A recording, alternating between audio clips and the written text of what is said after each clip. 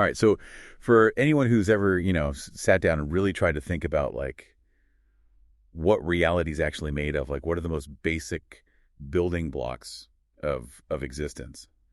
Well, today's deep dive is going to be right up your alley. Yeah, it's one of those things that you don't realize you've been thinking about until someone points it out. And then Yeah. you're like, oh, wait, yeah, what does it mean for something to exist? And how do we even begin to approach that question? And that's exactly what we're tackling today, the Transcendentals as explored by medieval philosophers. Exactly. For you, our philosophically minded listener, this is like a masterclass in how some of the most brilliant minds in history wrestled with these very foundational concepts. We're talking about concepts like one, true, and good. They seem simple on the surface, but they're actually the bedrock of how we understand, well, everything. And for these medieval philosophers, they weren't just abstract ideas floating around in our heads. Right, right. They saw them as real properties, like woven into the very fabric of existence. Exactly. And we're primarily working with the Stanford Encyclopedia of Philosophy here, which is, the gold standard for this kind of stuff. And so what's really fascinating is that this medieval approach really differs from, some later philosophical takes. You hit the nail on the head there. For the medievals, this was all about metaphysics, the real science of being. It was about the actual nature of reality. But later on, you see some philosophers shifting the focus, analyzing transcendentals more as features of how we think rather than as inherent aspects of reality itself. And it wasn't just some fringe idea for them either. I mean, this doctrine of transcendentals had a huge impact on how they understood metaphysics as a whole. Oh, absolutely. Metaphysics became the common science, the transcendental science, even the first philosophy, but in a completely new way, you see. It really provided a new lens through which they viewed the whole world. And as you might expect, with a topic this fundamental, there were, some pretty lively debates. They argued about how many transcendentals there were, which ones were more important, how they all fit together, And of course, there was the whole question of their connection to God. So let's talk definitions. How did they even define what made something transcendental? Well, the encyclopedia points to a couple of major approaches. You've got the extensional definition favored by scholars like Owens and Gracia. Right, and the idea there is that a transcendental applies to absolutely everything, even beyond our broadest categories. Think about it. One, true, good. It's hard to imagine anything that doesn't in some way exhibit these characteristics. They're just everywhere. And for metaphysics, that's a really powerful idea. It suggests that these concepts are even more fundamental than our most basic ways of classifying reality. But then you've got the intentional definition, which focuses more on the inherent meaning of a transcendental. And this approach opens up space for some really interesting nuance in how different medieval thinkers understood the transcendentals. Like, for example, Scotus argued that transcendentals weren't bound to any specific category or genus. And some early Scotists even talked about, like, degrees of transcendentality, the idea that some things might embody these properties more perfectly than others. It gets pretty complex. And that complexity leads to a question that might intrigue our philosophically minded listeners. Aristotle and Ibn Sina definitely recognized these transgeneric notions, so why aren't they credited with a full-fledged doctrine of transcendentals? That's a good point. Well, the encyclopedia is pretty clear on this. The key difference and the real innovation of the medievals was that they developed a systematic account of how these notions differed from one another as inner explications of being. So it wasn't enough to just say, okay, these terms apply to everything. They had to explain exactly how each one true, good, revealed a unique aspect of what it means for something to be. It's like they were analyzing this multifaceted jewel. Each facet was part of the whole but offered a different perspective, right? And they were trying to figure out how those different perspectives, those conceptual facets, related to each other and to the underlying reality of being. And the terminology itself evolved over time. We see a shift from transcendence to transcendentalis. Which probably reflects a deepening understanding. The earlier term often carried a sense of, superiority or nobility, but transcendentalis seems to really zero in on this idea of transcategoriality, that things could exist beyond the categories we use to understand them. And that leads to the three aspects of transcensus, of surpassing or exceeding, that were so central to medieval thought. Right. The ontological transcendence, where transcendentals exceed the categories of being. The logical semantical, where they're the most common notions in thought and language. And the epistemological, where they're considered the first conceptions grasped by the intellect. And it's fascinating how intertwined those three aspects are, right? They're primary because they're so common, and their very commonality is what allows them to transcend categories in the first place. It's a bit of a paradox, isn't it? The more general they are, the more fundamental they become. Exactly. And the encyclopedia is very careful to distinguish the medieval understanding of transcendental from the Kantian one. Oh, that's a crucial point, especially for someone coming from a philosophical background. For Kant, transcendental is opposed to empirical, right? But the medievals, they totally acknowledged that our grasp of these transcendentals comes from experience. But they situated that experience within a realist metaphysical framework.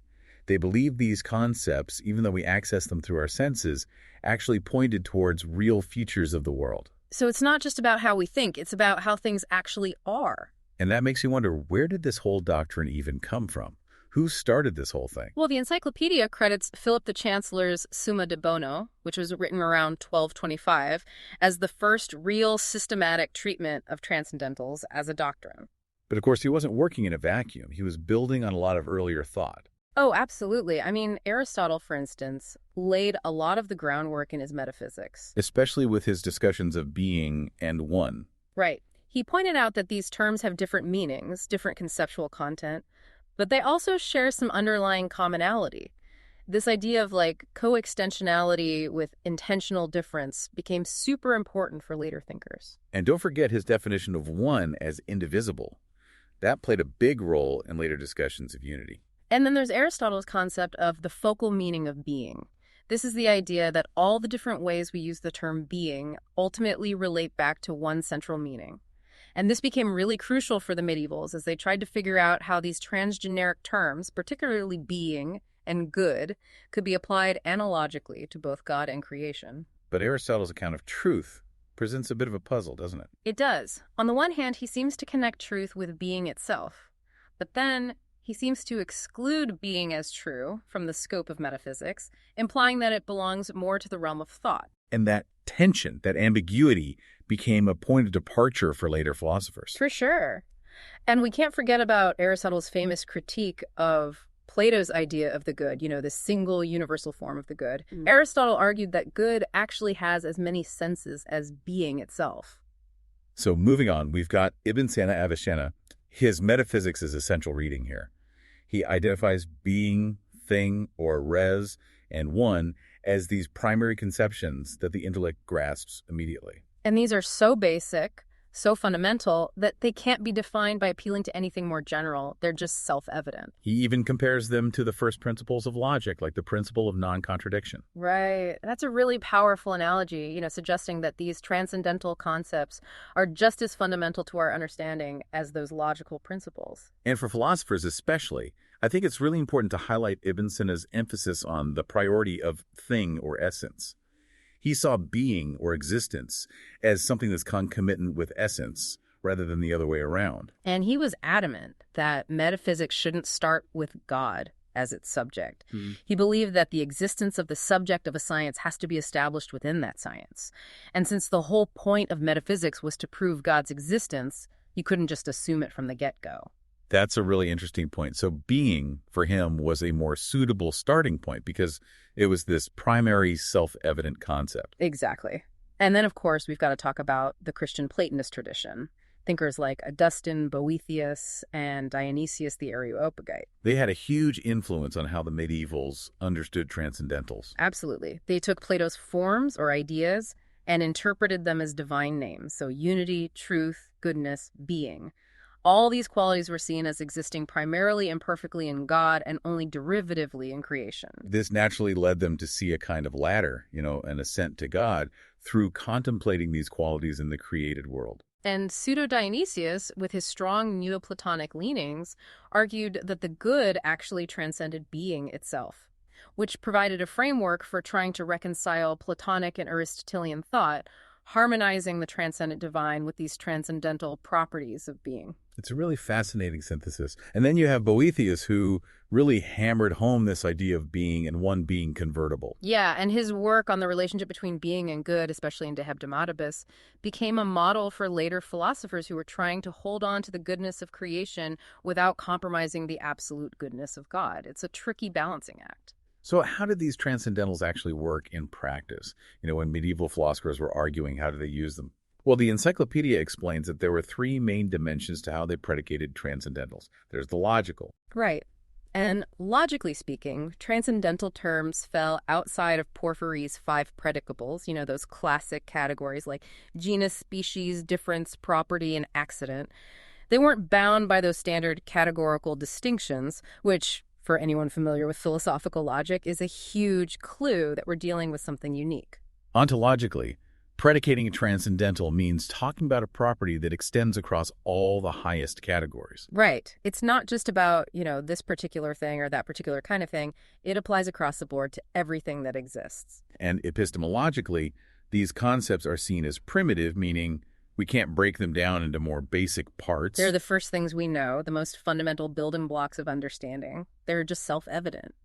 It's interesting to see how the encyclopedia traces this term transcendence back to 12th century logic texts. That's right. These texts started to recognize these transcendent names, or nomina transcendentia. Terms like being, thing, or res, one, something.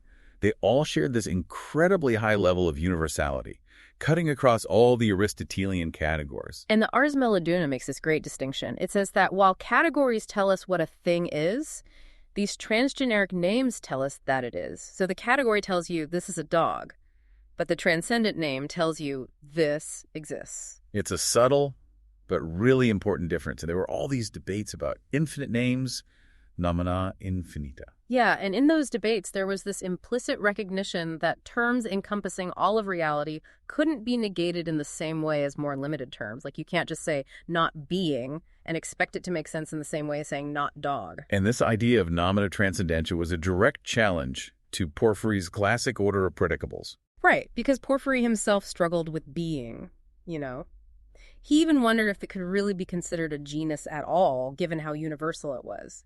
In the end, he basically concluded that it had to be equivocal because the categories themselves are fundamentally diverse, which left a pretty big gap in their logical framework. Yeah, so how did 13th century thinkers respond to that gap? Well, you had some, like Occam, who defined transcendentals in contrast to universals. This was part of his nominalist approach. And then you had others, like Scotus, who actually tried to expand Porphyry's list of predicables to include this special category of transcendental universal. And they often explain the relationship between being and the other transcendentals using the model of a property, a proprium, of the subject. They're coextensive, so they apply to the same things, but they're conceptually distinct. And metaphysics, as the science of being, aim to show that being inherently possesses these convertible properties, one, true, good. It's all part of how they understood the structure of reality itself. The real head-scratcher for them was this idea that a property is distinct from the essence of the subject. Most medieval philosophers were really hesitant to say that the transcendentals were really distinct from being. They often opted for a distinction that existed only in our minds, in our understanding. Right, like a conceptual distinction, not a real one. Exactly. But Scotus, with his idea of the formal distinction, was able to say that they were distinct in a stronger sense without making them completely separate entities. And this whole debate about real formal and conceptual distinctions, that's a rabbit hole for another day. Definitely. So once they have this groundwork in place, you start to see these three major models of transcendentals emerge between 1250 and 1330.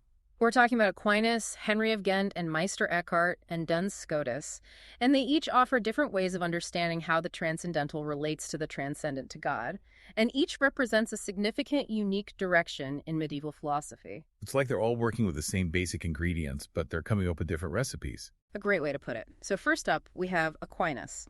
He saw God as the cause of transcendental being, but he insisted that transcendental beings, legally speaking, only applied to created things. And for Aquinas, getting a clearer picture of being meant unpacking all its different modes. Right. The specific modes, which are the categories, and the general modes, which are the transcendentals. And in his De Veritate, he gives this great explanation of those general modes. He says that thing, or res, is the positive essence of being. One is its negative indivisibility, meaning it's not divided. Something, or aliquid, expresses its distinctness from other things.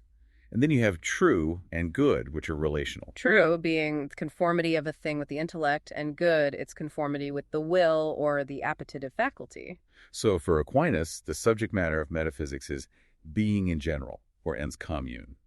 And God is the ultimate principle of being, but not its subject. He also believed that the first thing our intellect grasps, at least in this life, is the quiddity of material things. Or, to put it another way, being and the true as found in material things. And because of that, he interpreted the Transcendentals as divine names, emphasizing their analogical predication when applied to God and creatures. And, very importantly for Aquinas, he saw being and good as the foundations for both theoretical and practical reason. Now, Henry of Ghent and Meister Eckhart took a slightly different path, one that's marked by what the encyclopedia calls a theological transformation of the first concepts. A mouthful, but it gets to the heart of their approach. Totally. Henry, unlike Aquinas and in line with a certain Franciscan tradition, really emphasized the idea that God is the first object of knowledge, although he acknowledged that this knowledge is, implicit, unclear at first. It's not something we're consciously aware of. Exactly. And for him, analogy wasn't primarily about how we predicate terms. Instead, it was an intrinsic feature of the concept itself. He proposed this new way to God, starting with the concept of finite good and then purifying it, refining it, until you reach this implicitly understood idea of the infinite good that is God. The idea being that even our grasp of limited, finite goodness depends on some prior, even if unconscious, apprehension of infinite goodness. He also identified being with thing, or res. Yeah. So he had this more essentialist interpretation of being. And while he agreed with Aquinas that conceptual additions to our understanding of being come from the intellect, he differed on the specific meanings. For instance, he argued that one, as the negation of negation, is actually something positive in our understanding. And Eckhart really took this transcendental metaphysics and integrated it into his whole theological system. He saw it as the basis for understanding both theology and how to interpret Scripture. He drew heavily on Henry's ideas, including the identification of transcendentals with God, his view of analogy, and even his inclusion of spiritual perfections within the scope of the transcendentals. And then we have Duns Scotus. He offered a third, really influential model. One of his most famous claims was that being is univocally common to both God and creatures. That means that the term being, when applied to God and to created things, has the exact same meaning, which of course sparked a lot of debate. And for Scotus, the subject of metaphysics is identical with the first object of the intellect. And since everything we know about God is transcendental, this means that metaphysics has to include the study of the divine, which is a pretty big difference from both Aquinas and Henry. Right, it really widens the scope of metaphysics. And he also proposed a really novel conception of transcendentality. He said that a transcendental doesn't have any predicate above it except being itself. And this meant that it wasn't necessarily common in the sense of being shared equally by all things. So this allowed him to broaden the scope of what could be considered a transcendental. Exactly. Now you've got not just the common ones, like one, true, and good, but also disjunctive transcendentals like infinite, definite, and acpotency, and what he called pure perfections like wisdom. He even argued that all transcendentals are ultimately pure perfections. And he had a specific understanding of being quiditative, meaning it's like this fundamental aptitude or capacity to exist. And importantly, it's univocal without implying that God and creatures share the same identical reality. It's subtle, but crucial for understanding his whole system. Absolutely. And he also introduced this idea of the formal distinction between being and the other transcendentals. So they're not different things in reality, but they have different formal realities. And he used a modal distinction for the disjunctive transcendentals. And he drew on this theory of the intention and remission of forms to explain the different degrees of perfection within the transcendentals. His system is incredibly detailed and intricate. So moving on to this really central idea of transcendentals as the first objects of the intellect. The basic idea here is that transcendental concepts are, cognitively speaking, the most fundamental. They're what we know first. And being is often considered the very first known, with the other transcendentals adding different characteristics to that basic understanding. And Ibn Sina had already made the point that you can't define these concepts by appealing to something more general because they're the most general concepts. They're just self-evident. Right. And we come to grasp them through a process of conceptual analysis, or resolutio, basically, unpacking what's implicitly contained in all our thinking. It's like discovering the hidden structure of our own cognitive abilities. And then Aquinas, with his famous objective turn, emphasized that the proper object of each cognitive faculty is the first thing that faculty knows. And because the proper object defines the faculty, identifying the first known with the proper object really changes how we understand the scope of our knowledge. It suggests that what's most common and self-evident isn't just random. It actually reflects the structure of intelligibility itself. It's like a blueprint for how our minds are designed to understand the world. Exactly. And Aquinas makes this important distinction between what's first known in itself, which he says is God, and what's first known to us, which is being in general. And he later clarifies that the proper object of the human mind, at least in this life, is the essence of material things.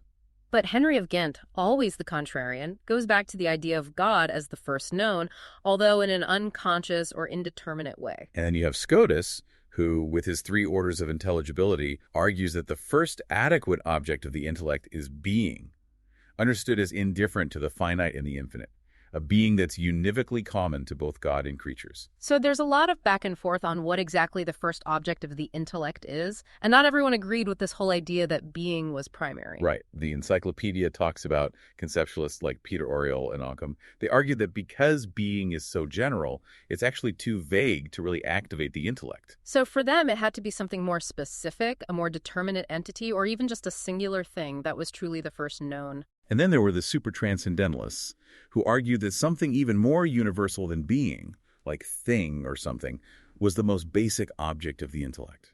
So they're basically saying that even being itself isn't fundamental enough. There's something even more basic, something that transcends even the realm of real being. It just goes to show you how complex and debated this whole question of the first objects of the intellect was. Absolutely.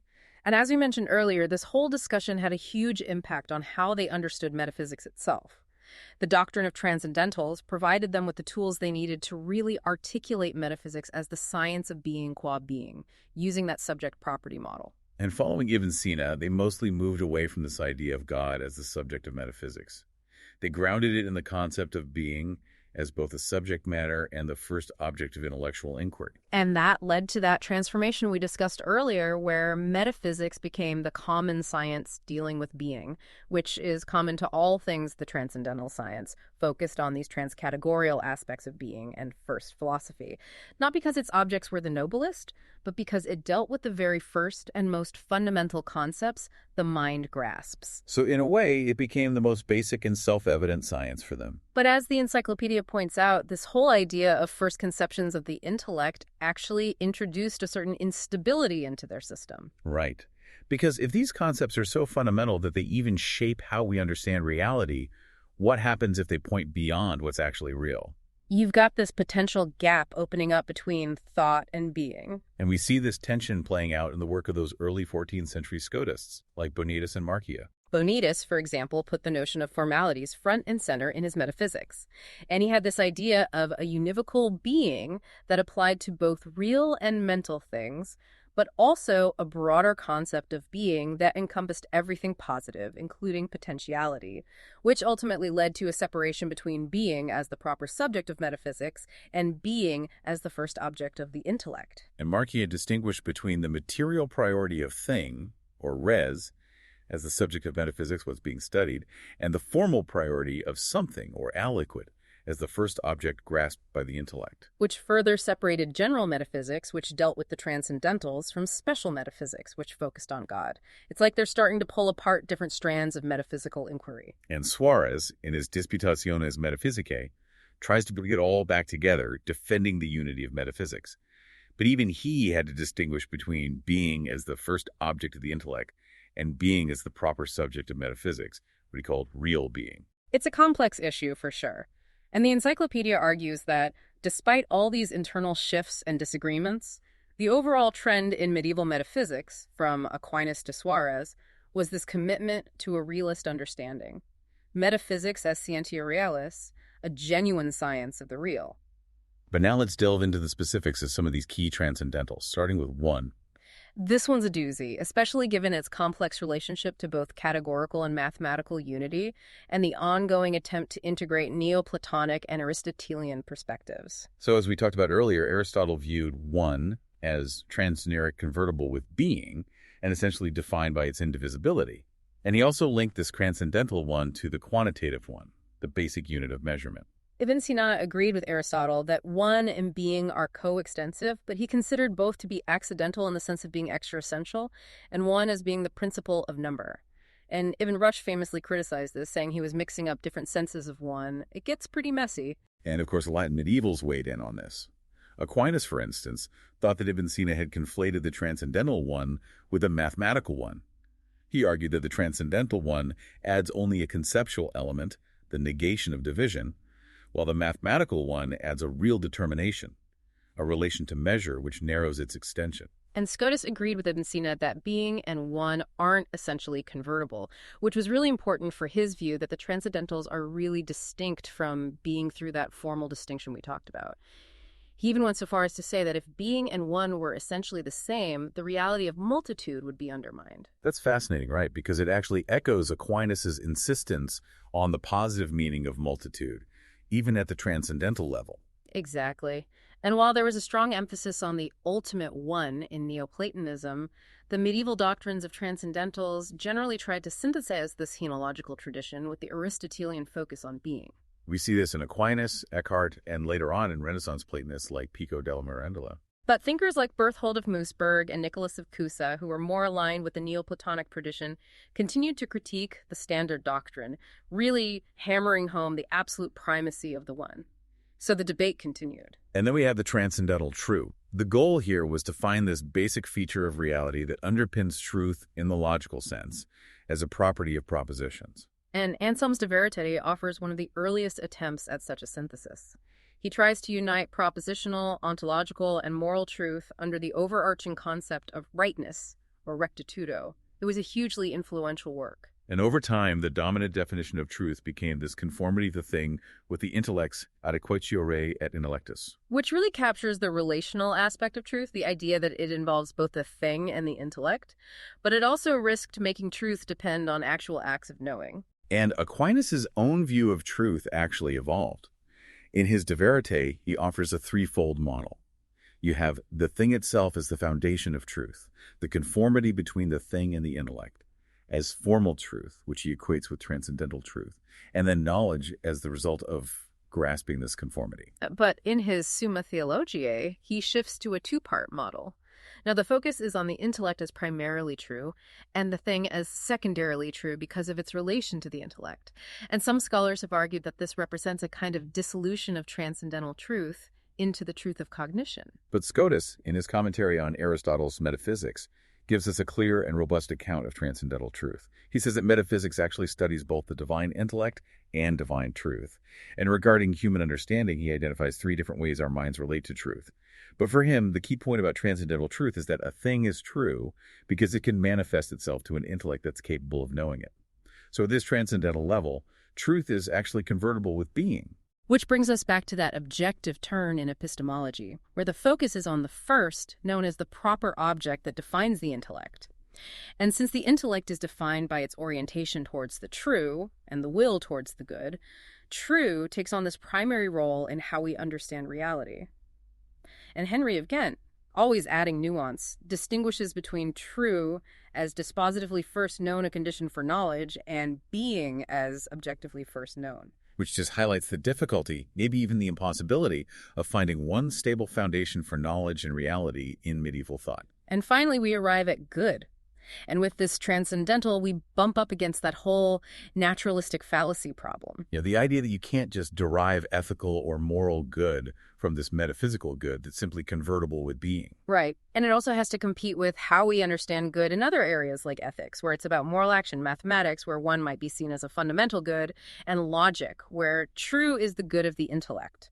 But despite these challenges, the metaphysics of good played a really important role in the early development of the doctrine of transcendentals. Definitely. And they were heavily influenced by Aristotle's concept of good as that which all desire, this transgeneric analogical notion. And Boethius's De Hebdomadibus, once again, provided this really useful model for reconciling the transcendent good of God with the transcendental goodness of creation, arguing that created things are good precisely because they're created by a good God. A classic example of trying to harmonize philosophical and theological ideas. And Aquinas linked the actuality of being to its desirability and perfection, arguing that goodness depends on how actualized something is.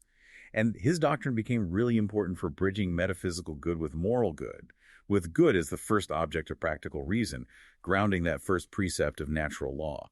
Good is to be done and evil is to be avoided. But the encyclopedia notes this interesting trend. As new concepts of being emerged, good seemed to lose some of its centrality in transcendental metaphysics. Like with Henry of Ghent's more essentialist view of being, that potentially limits how you can distinguish between transcendental goodness and moral goodness. Right.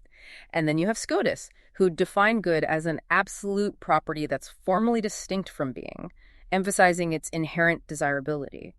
And Suarez later understood good primarily as perfection, adding this specific aspect of suitability or fittingness to the mix. So as we wrap up this deep dive, I think it's clear that the medieval project of understanding, being through its fundamental transcategorial properties, the Transcendentals, was a really pivotal moment in the history of philosophy. Absolutely. And for you, our philosophically inclined listener, I think it's a great example of how these brilliant thinkers grappled with questions that are still relevant today. Wow. We've looked at different models, key influences, and how these concepts shaped their understanding of metaphysics itself. Hopefully you've had a few aha moments along the way, seeing how they wrestled with these enduring philosophical puzzles. And it's important to remember just how complex and nuanced these debates were. Our discussion today has only scratched the surface. But understanding these historical debates can really give you a new perspective on contemporary philosophical inquiries into being, truth, and goodness. They're not just abstract ideas, they're rooted in a long and fascinating tradition. Exactly. And with that in mind, here's a final thought to ponder. Given the medieval struggle to reconcile the first object of the intellect with the subject of metaphysics, how might our modern understanding of cognition and the nature of reality either resolve or further complicate this age-old tension? It makes you wonder, how does the relationship between what we can know and what actually is continue to shape philosophical inquiry today? It's a question worth exploring, and if you're feeling inspired to delve deeper, we encourage you to check out the Stanford Encyclopedia of Philosophy and the other works we've mentioned. There's a whole world of fascinating thought waiting to be